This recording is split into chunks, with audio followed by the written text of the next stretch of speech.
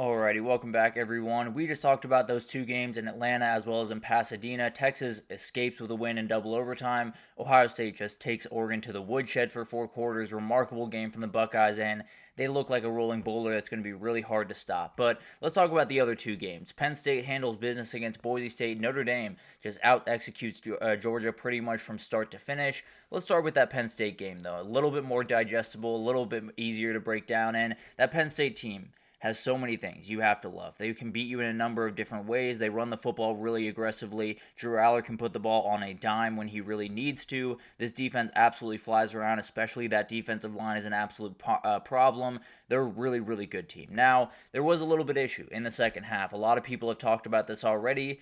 They got a little bit cute. I think Andy Kotelnicki got a little bit cute with this one. Just run power over and over and over again. You'll probably win this game pretty comfortably, not with that little bit of a scare halfway through the third quarter. But overall, remarkable game from this team. Obviously, they continue to build. Drew Aller continues to play really good football. And when you have that two-headed monster that they have, you're going to have a really hard time stopping this team. Kaytron Allen and Nick Singleton went for 29 carries, 221 yards in this game, and the way that I put it on my Twitter was Kaytron Allen threw a bunch of body blows, and then Nick Singleton threw the haymaker. He was the one that threw the knockout punch in this game. The 56-yard touchdown put this one fully away, but there was a moment there in the second half where Boise State really started to battle back in this one, got within 3 points, and then Penn State really took over. They went on the 5-play touchdown drive. They got the interception from Zakee Wheatley, and then they went down on this touchdown drive. So really remarkable stuff from those running backs. They lead the way for this offense as far as I'm concerned, because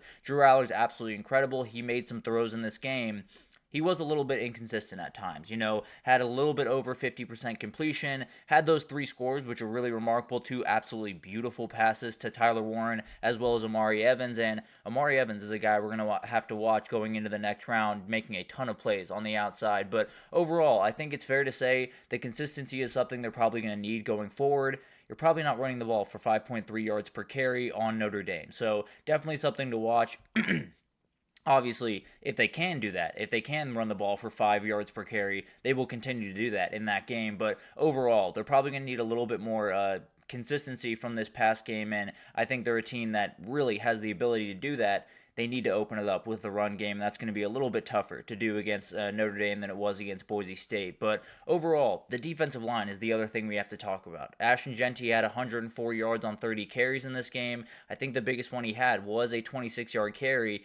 Other than that, it was absolutely tough sledding. They were dominating that offensive line from start to finish. I did not come out of this game worrying a little bit more about Ashton Jeanty, just thought a little bit better about this Penn State defensive line. They got after him from start to finish. Ashton Jeanty did just about everything he possibly could have, but at the end of the day, when that offensive line is getting beat the way that they were, there's no way you're going to have a ton of success. So overall, remarkable game from Penn State. If you're Boise State, it was a remarkable year. You missed the mark by a little bit at the end. You had one of the best players, maybe the best player in the country, depending on who you ask. He had a historic season, came up a little bit short of that Barry Sanders record, but it was remarkable to watch this team go to work. And it was remarkable to see Maddox Madsen step up to the plate in a couple of the games down the stretch. Really good team. I think they're still heading very much in the right direction, but Penn State, you handled the business you needed to handle. The reality was, if you lost this game or the SMU game, you were going to get torn to pieces online. That's the reality of the situation that you were in. People keep saying you had the easiest path there. You still have to win the games. I'm not taking anything away from what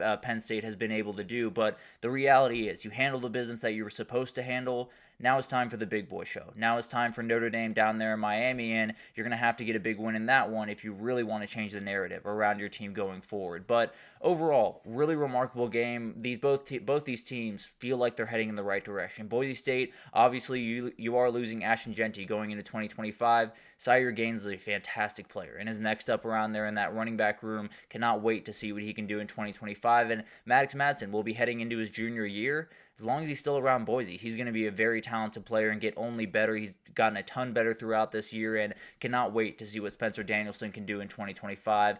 Maybe just another CFP trip, who knows. And then for Penn State, they head down to Miami, huge chance to get to the national title. I mean, it's about as big of a chance as they've had in a really long time around there, especially when James Franklin has been there, and they have 60 minutes in front of them against a very, very good team, and I think it's going to be remarkable to watch what this team can do at the next game. And Honestly, I think there is a world where Texas might have gotten over that hump in the back half of that game. I've said that a couple of different times for Texas, so it's hard for me to feel confident about Texas really remotely going forward. But we'll talk about that game here in a second, break down some of the things to watch for in that Ohio State-Texas game. But Notre Dame, Georgia, remarkable stuff from this Notre Dame team. They played incredible football. Before we jump in, actually, apologies here, but want to send my thoughts and condolences to everyone that was affected by the attacks over there in New Orleans. Horrifying moment, obviously much bigger than the CFP game. Very happy everyone was safe and healthy after that moment. Terrifying moment there. Hope everything is handled, obviously, and obviously something that they had to push this game back. Definitely the right decision to make. Both these teams were safe throughout that time, and they were able to play this game. And then Notre Dame kind of took over. This was the win that kind of eluded Notre Dame for quite some time, and Gunnar Stockton was not the reason that Georgia lost this game. If I showed you this score on Monday, you probably would have said Gunnar Stockton's going to be a problem. He's going to hold them back from winning this game, and if Carson Beck was out there, you're probably going to be looking at the score saying, wow, Georgia played a really good game, they would have won it.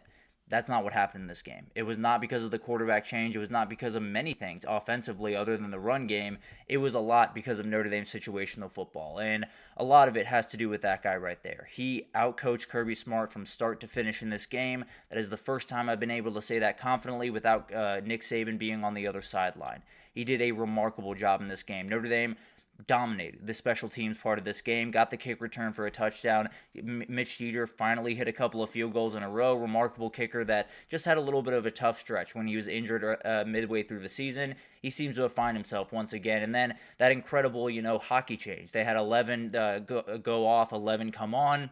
That is something we will talk about next week in a little bit more detail because Kirby Smart said at the end of the game, he was told by SEC officials that is not allowed. Another issue with officiating in this sport, and definitely something that we'll have to talk about in a little bit more detail. If the SEC officials think one thing and the Big 12 officials think something different, we have a big-time problem, especially if it's that black and white. But more than anything, what we have to talk about in this game is this defense. They absolutely flew around the field. They were really remarkable in this game, and when you had UGA had a number of different chances to get into the end zone to make a couple of plays. They had the fumble. They had a couple of turnovers on downs. They did not get much consistency going other than Gunnar Stockton making a huge play with his arm. That was really the only time that you felt like Georgia could really get some offense going was when they hit that big shot to Arian Smith, and then Parker Jones got in the way, which ESPN, chill out. That was not the reason that they lost this game. They cut to him just way too many times in the fourth quarter. But again, beside the point, remarkable play from this defense that has really been remarkable all year. The pass rush with Junior Tuihalamaka was just incredible. Had a sack, had a forced fumble, multiple tackles for loss. This front seven without Rylie Mills, still absolutely terrifying in every sense of the word. So remarkable game from them. And then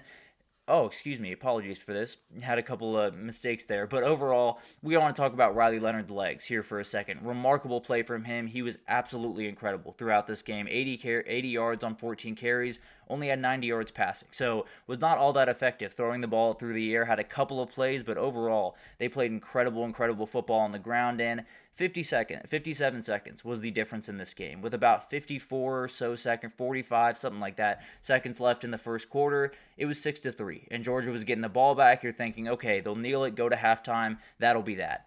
Then they get the forced fumble. Then they get the immediate touchdown. Then they get the opening kick and return it for a touchdown in the second half.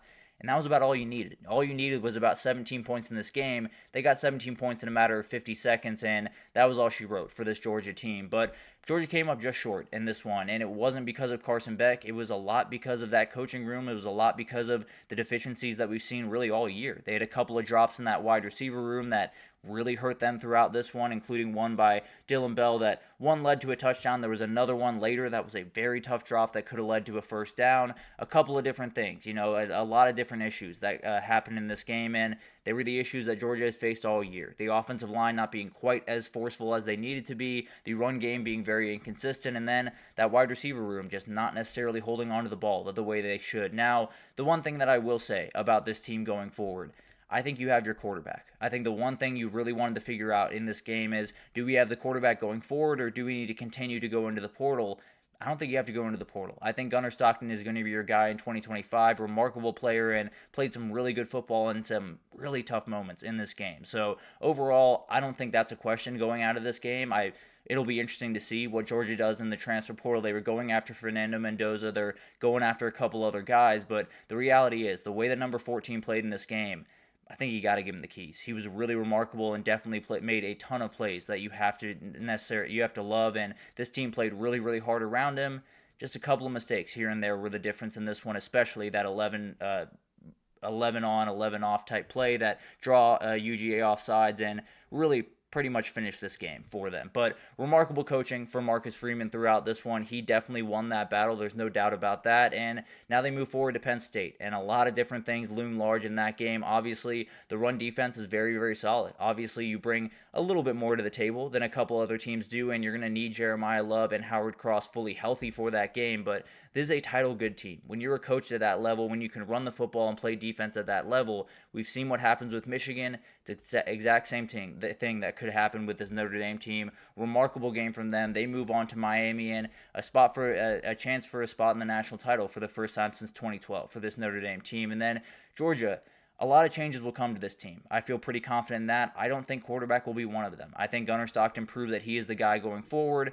Georgia's not going anywhere. I don't think I have to tell anyone that. When Kirby Smart is there, they are going to win a lot of football games. They are going to be a force to be dealt with in the SEC. Obviously, this was not a vintage Georgia team, and frankly, I kind of thought it was going to be going into the year. I thought they were going to be different, but I thought they were going to be just as talented, just as terrifying to deal with. They obviously were very inconsistent throughout this year. Lost a couple of games that they probably shouldn't have lost. Definitely played close in a couple of games that they shouldn't have played close in. A lot of issues with this Georgia team going forward. If that wide receiver room is fixed, if Gunnar Stockton can play with a lot of confidence going forward, and Paul, that is an argument to be made. You know, how much does Gunnar Stockton fit into what they want to do? Do they go back to a little bit of that Stetson Bennett kind of game plan, or do they stick forward with that pro-style way they've been going about it with Carson Beck? There's a lot of questions with Gunnar Stockton, so maybe they will continue to go into the portal. Maybe they do feel more confident in someone coming in than Gunnar Stockton sticking around, but from what I saw, I'd roll with that kid going forward. I'd definitely lean into him because I think he played remarkably well in a really remarkably tough spot, especially with the way that run game played. So, remarkable game from him, remarkable game from Notre Dame and Marcus Freeman, and they move on forward. They're going to play Penn State, and it's going to be a really, really fun matchup down there in Miami. Two teams that are relatively similar in some ways. Feel like we might have a rock fight there, and let's talk about it. Right after this break, I want to get into a little bit of an early look at those two games. So, we'll jump into Notre Dame, Penn State first, and then we'll get to Ohio State, Texas. Might have some scheduling changes that we'll discuss a little bit later, but overall, two incredible games, and we'll get a little bit of an early look at them right after this.